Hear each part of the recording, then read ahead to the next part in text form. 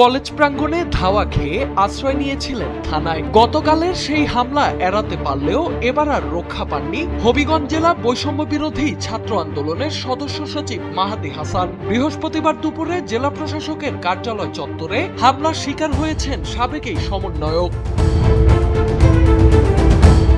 মাহাদির Facebook ID থেকে লাইভে এসে দাবি করা হয়, জেলা প্রশাসকের কার্যালয়ের ভেতরেই ছাত্রদল কর্মীদের হামলার শিকার হয়েছেন তিনি। হামলায় আহত মাহাদি বর্তমানে হবিগঞ্জ সদর হাসপাতালে চিকিৎসাধীন রয়েছেন।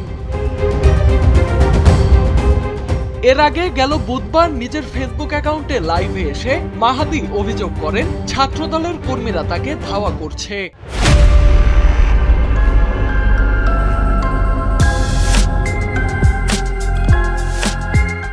লাইভে দেখা যায় আতঙ্কিত অবস্থায় তিনি আরেকজনকে সঙ্গে নিয়ে রিকশায় করে হবিগঞ্জ থানার দিকে ছুটছেন। পরে থানার ভেতরে আশ্রয় নিয়ে সেদিনের মতো পরিস্থিতি থেকে রক্ষা পান তিনি। আমি এখন থানাতে আছি, জানা গেছে সাবেক রাষ্ট্রপতি জিয়াউর রহমানকে নিয়ে সামাজিক যোগাযোগ মাধ্যমে দেয়া একটি পোস্টকে কেন্দ্র করে উত্তেজনার সৃষ্টি হয়। সেই ঘটনার জের ধরে বুধবার তিনি ছাত্রদলের বিরুদ্ধে হামলার অভিযোগ তোলেন। মাহাদির দাবি, তার ওপর হামলার ঘটনার সিসিটিভি ফুটেজ যাচাইয়ের আবেদন জানাতে তিনি জেলা প্রশাসকের কার্যালয়ে গিয়েছিলেন। আবেদন জমা দিয়ে ফেরার পথেই হামলার মুখে পড়েন তিনি। ঘটনাটি নিয়ে এলাকায় নতুন করে উত্তেজনা ও আলোচনা শুরু হয়েছে।